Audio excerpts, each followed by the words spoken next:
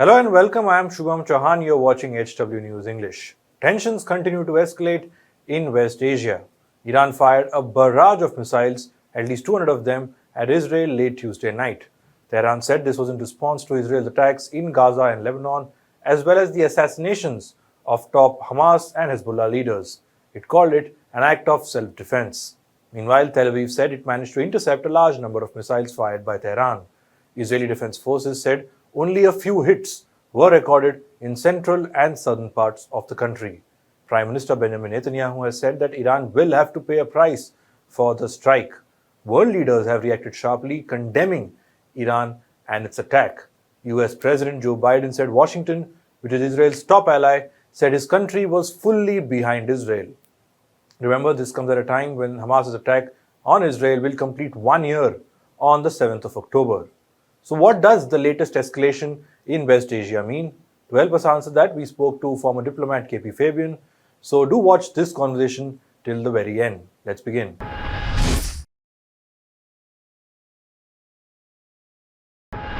So thank you so much for taking out the time and speaking with me this morning. Before I get into the specifics, I want to take this really step by step because a lot has happened over the last 10 to 12 hours. For starters, Iran has launched missiles against Israel. Help us understand the context in which this has happened and how do you see Iran's attack on Israel, sir? Thank you. Always a pleasure to be with you and through you with hundreds of thousands of the viewers in India and abroad. Now, coming to the context, but before I come to the context, Iranian Foreign Minister has already announced that Iran will not be sending more missiles. Okay? Now, I'll come back to the significance of that statement later. But the context. Prime Minister Netanyahu has been taunting Iran continuously, provoking Iran continuously. As we all know, Iranian generals were killed by a bomb attack in the Iranian consulate in Lebanon. We all know that a consulate is a protected building. Now, that happened on the 1st of April, and Iran reacted by sending 300 missiles on the 13th of April. Look at the time taken. Now, why did they take so much time? Well, I was in Iran 1976-79, the time of the revolution. As we all know, chess originated in India, went to the West, Europe, through Iran. And the English word checkmate comes from Persian, shamat. Shah means the king. The king cannot move, shamat. Okay? So Iranians are good at diplomacy. That's why they took time. And even then, they coordinated with the Pentagon, which is not known, telling Pentagon, we are going to start at such and such a time, and we will not be sort of targeting populated areas. And that gave Pentagon the time to work out with Saudi Arabia and Jordan to intercept the missiles. Look at the way. Okay? Now, but Netanyahu went on provoking. He killed Haniyeh, the Hamas leader. Incidentally, Haniyeh was the principal negotiator for the release of the hostages and other measures between Hamas and Israel, mediated by United States, Qatar, and Egypt. So, again, that was on the 31st of July. All right? And then, more recently, the Hezbollah chief Nasrallah was killed. And you know about the bleepers, the communication devices, and how many have been killed. And Israel started bombing, if I remember right, on the 16th of September. So Iran has once again exercised restraint. It has taken time and it sent only 200 missiles. And Iran has said that it will not send any more. In other words, if Israel does not want to escalate, then this is a chance. Okay, but let's get the facts right. Israel, led by Netanyahu, wants to escalate because he wants a big war. So he will retaliate, and then Iran will have no choice but to retaliate. So we are looking at a big war with very, very bad consequences for the region, for the rest of the world, and also for India. All because Netanyahu has not stopped provoking Iran. He will go on doing it. And why he is able to do it? Because President Biden has abandoned his presidential responsibility. So, like you pointed out, Israeli Prime Minister Benjamin Netanyahu said that Iran had made a big mistake and will pay for it. The US president has pledged its ironclad support for Israel. Where do you see this going? What does this mean for West Asia? Like you said, now that Iran has sent more than 180 missiles to Israel, I expect Israel to retaliate and then expect Iran to get back. What does this mean for West Asia now, given that Israel's war with Hamas is almost going to complete a year, Fridays from now? Well, I'm afraid what we are looking at is a big war involving Iran, and not only Iran. Hamas is already there, Hezbollah is already there.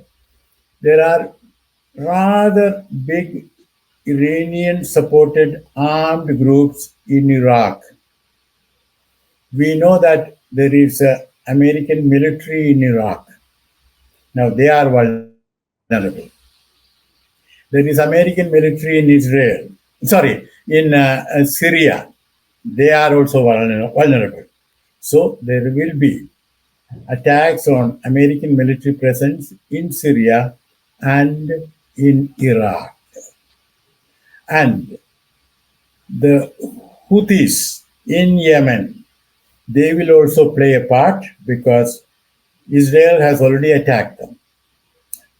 Now, what we should be worried about is a regional conflagration which will send up the oil prices up, already gone up by 3% when I looked at it last night.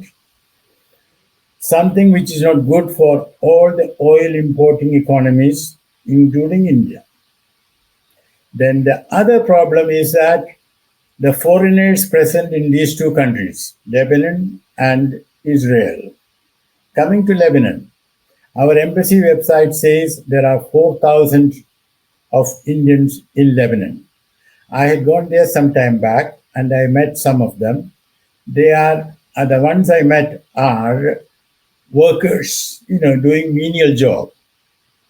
So most of them are doing that. And our embassy, correctly, our embassy in Beirut, put out an advisory on the 26th of September saying that Indians should get out of Lebanon. Now, my question, how can these poor people get out of Lebanon? Air flights, were getting cancelled. And even if there were flights, you need a lot of money and a lot more of influence to get a ticket. These poor people can't do that. So India should take urgent measures to get them out. Now how? Certainly not by air. Well, maybe we can think of sending a ship and telling all concerned, look, our ship is coming, don't shoot at it. Well, since Israel is a good friend and Israel is doing the shooting, perhaps it may work. But another alternative is for them to cross over to Syria, a friendly country.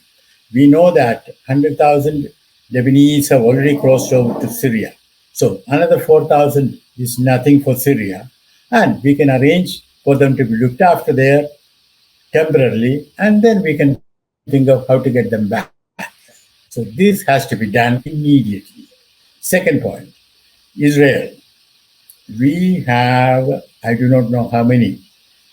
What I recall is that when all these troubles started on the 7th of October, our embassy had said that we had on the embassy's register 29,000 or 30,000 Indians.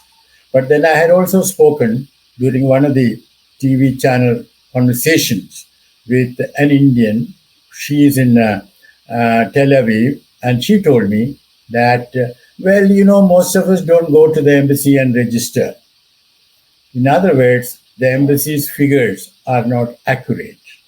Additionally, you and I know that thousands of workers have been recruited by Israel from UP, from Haryana, from Maharashtra, and even from Kerala, and one of them died recently.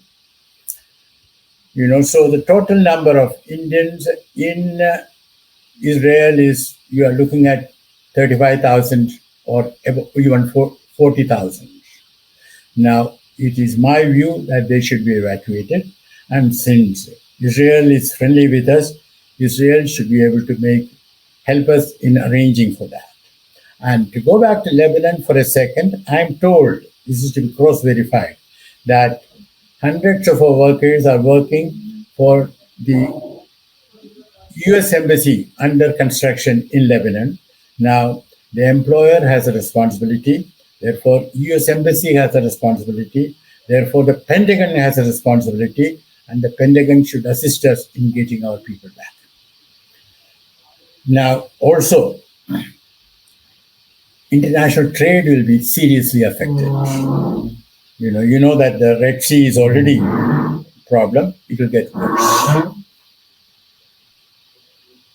Mr. Fabian, what I want to understand from you is, how did this war really spill over and bring sort of Iran into the picture? It began with Israel going hammer and tongs at Hamas. They said that we want to destroy Hamas, finish them off altogether.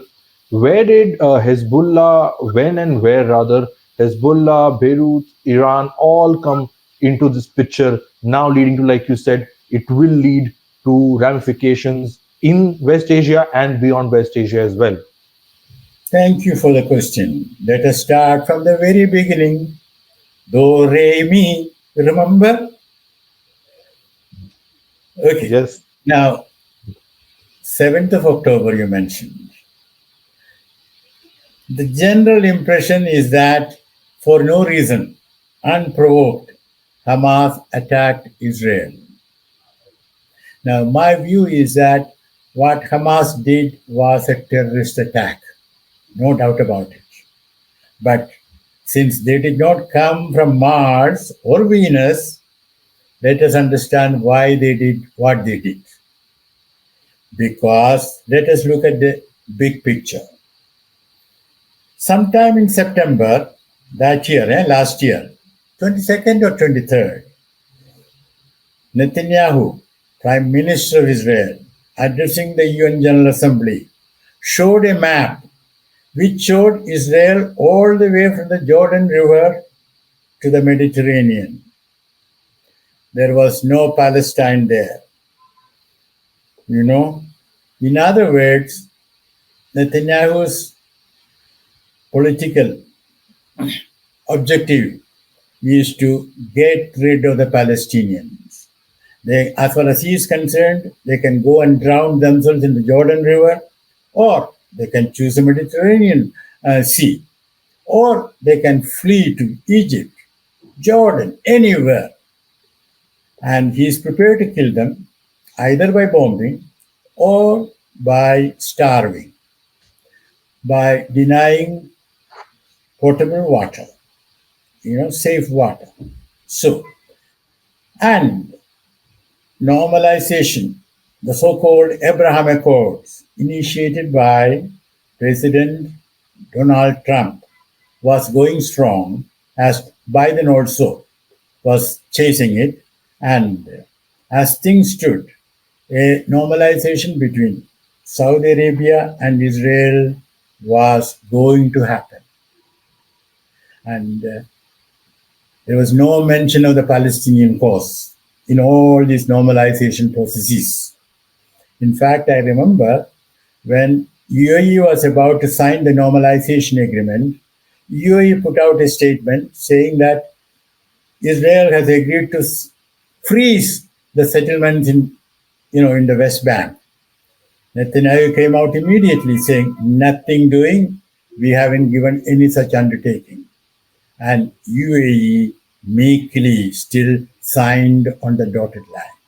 In other words, when Hamas decided to do what they did, they knew that the cause of Israel, of Palestine, was completely forgotten by the international community. That is why they did it. Again, I'm not justifying the terrorist attacks. I'm only trying to give you the big picture. Now, what did Israel do? Well, about 1,200 Israelis were killed, and naturally, the government had to show action. So Israel could have bombed Gaza, and within a week or 10 days, Netanyahu could have said, well, we have given it back to them. And he could have said, that is our conversation now. Instead, he continued and he torpedoed every effort to have a negotiation for the release of the hostages and for talking about the future of Gaza, which Qatar and Egypt had been pursuing, and which America joined. So every time he torpedoed it, and can you imagine? President Biden comes out with a proposal based on Israeli papers, and he tells the whole world, this is a proposal that I want, and he gets it passed through the United Nations Security Council. Yet Netanyahu did not budge an inch because he did not want a resolution. He wants continued war and he wants a big war. Now, why? Because A, there were and there are corruption charges against him.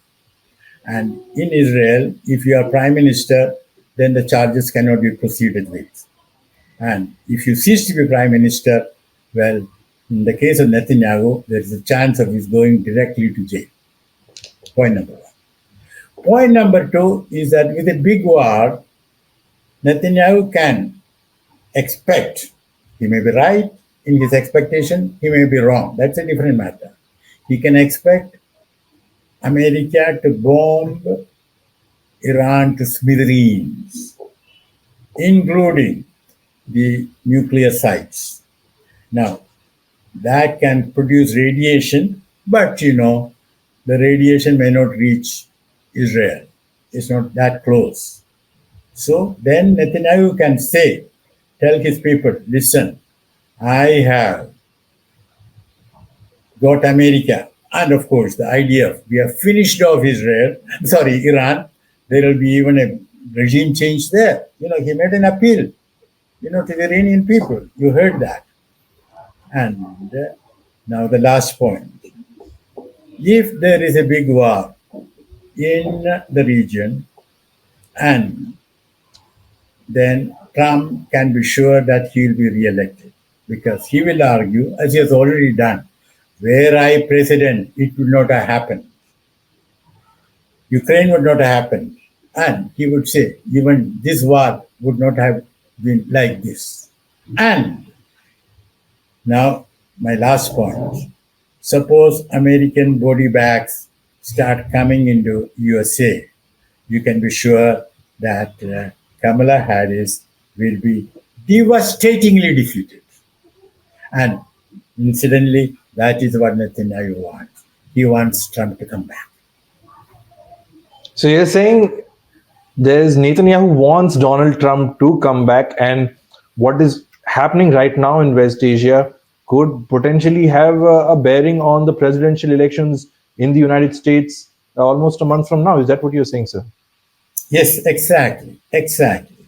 And President Biden, as I wrote in November, I have published it, is Netanyahu imitating Hitler? And while President Biden is sleepwalking to electoral disaster. That was written on the 20th of November, 2020. Right. Right. So two more questions before we wind up this conversation. One, what I want to sort of understand from you is what is your assessment of the last 1 year when it comes to West Asia, the war that has happened. In fact, as we speak, Hamas has welcomed the Iranian attack as heroic and said it sent a strong message to the Zionist enemy and its fascist government that will help deter and rein in their terrorism. What is your assessment, sir, of the war that will now complete 1 year in a few days from now? Do you think that things are only going to get worse given what we are seeing play out in the last couple of days? A, it is a genocidal war which Israel has been conducting. The ICJ, International Court of Justice, said it in its own way, politically correct way. It said Israel should ensure the prevention of genocidal acts. Now, I don't tell you to prevent something unless you are already doing it or you are about to do it. Now, that was sometime in January, you can recall. So it's a genocidal war because, as we know, 41,000 human beings have been killed, out of which 70,000 are women and children. They are not Hamas soldiers. Okay? So that's point number one. Point number two is that it is an asymmetric war. Israel plus the United States have infinitely superior firepower. So it is asymmetric. Well, let's go back in history. America had infinitely superior firepower in Vietnam, but America was defeated. So in an asymmetric war, you cannot be sure that the side which has a superior firepower will always win. And regarding Lebanon, where Israel says it has entered, Hezbollah says not yet, but I'm sure that Israel will enter. Remember, in 1982, Israel went there, and 18 years later, 2000, they got out. Again, they went there in 2006. They had to get out. Rather humiliating condition. So, I do not think that Netanyahu's plans of achieving success, well, it may work, it may not work. It reminds me of plans of mice and men gone awry. Wouldn't now escalating, like you said, Netanyahu wants war. Wouldn't it mean that he would be losing popularity in his own country, given that he's showing no signs of stopping or bringing peace in the area? No, unfortunately, that's not the case. We also have to understand the Israeli mind. A good section of the Israeli people, as of now, support Netanyahu. In fact, he has been able to turn it around. Till some time back, they were asking him to resign. Big demonstrations. Remember, even before it all started, he had judicial reforms, which meant he abridged the judiciary. The Montesquieu theory, 3 pillars of the state: the judiciary, the executive, and the legislative. Each should not encroach into the other. But Netanyahu passed legislation which abridged the judiciary's authority. In other words, he moved Israel away from democracy. And he was huge demonstrations. But then this came handy, for him. And even 2 weeks ago, the hostage families were demonstrating. I suppose even now they are doing. But basically, as regards Lebanon, he has a lot of support because 60,000 Israelis had to vacate from northern Israel. And those families and those who support them. So there is support. That is not a problem. In fact, if an election were held tomorrow, Netanyahu will get good majority. Right. So my final question to you is on India. How should New Delhi be seeing the current happenings? We know, in fact, Foreign Minister S. Jaishankar met U.S. Secretary of State Antony Blinken in Washington, D.C., and the Iranian strikes against Israel were also one of the talking points between the two. How do you see India's role, and what does this mean for India? You briefly talked about how the priority should be on getting out people, which of course will be a challenge. But what do you see? What does the current situation in West Asia mean for India? Well, as you know, India under Prime Minister Modi has departed from the long-term policy of India of supporting the Palestinian cause. Well, there are good reasons and bad reasons for that. I don't want to go into it. But India should speak out, but I don't think it will have much impact because the whole world is speaking out, but Netanyahu doesn't care. Okay? So even speaking out will not make any difference. As I said, India should concentrate on taking care of its interests. And the most important interest for India is the safety of Indians. As regards oil prices going up, well, what shall I say? They will go up. As an oil importing country, India can't do much about it. But India can, through whatever forum, whether it is BRICS or G20 also, India can see what diplomatic pressure can be put on both Israel and on Iran to come to a negotiated settlement. I don't think it will work, but we should still do our best. It is better to have, they say, loved and lost and then never to have loved at all. It's better to have fought and lost and never to have fought at all for what is just, fair, and good for humanity. Absolutely. On that note, Fabian sir, thank you so much for taking out the time and speaking with us. Like always, it's a pleasure speaking with you, knowing your views, given your vast experience. Thank you so much, sir, for joining. To our viewers, thank you so much for watching this conversation and subscribe to HW News English for more such conversations. 2019, the year that changed Maharashtra politics forever. आणि मला खरंच आज white वाटतंय की चुकीच्या माणसांसोबत आपण कारण नसताना गेलो होतो.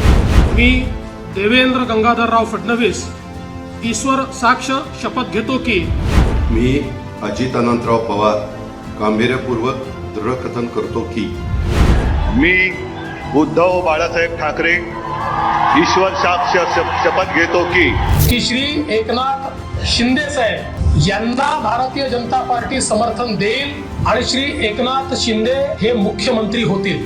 मी एकनाथ संभाजी शिंदे ईश्वर साक्ष शपथ घेतो की मी अजित अनंतराव पवार गांभीर्यपूर्वक दृढकथन करतो की. Now, as Maharashtra gets set for the 2024 assembly elections, we believe that we have the infrastructure, we have the know-how, we have the experience of covering Maharashtra. We want to cover the Maharashtra elections. Now, for us to cover the Maharashtra elections, we need some funds, we need some money. We need around 5 to 6 lakh of rupees. I would urge you to contribute to this venture. Give us that 6 lakhs so that our journalists can go to nook and corner of Maharashtra, find out exactly what the problem of Maharashtra is. log on to our website hwnews.in, click on the subscribe us button, select an amount you wish to contribute and support independent journalism. Stay ahead with our cutting-edge news app. Instantly access the latest shorts in just 1 minute and breaking news in just 50 words. Download now for a smarter, faster news experience.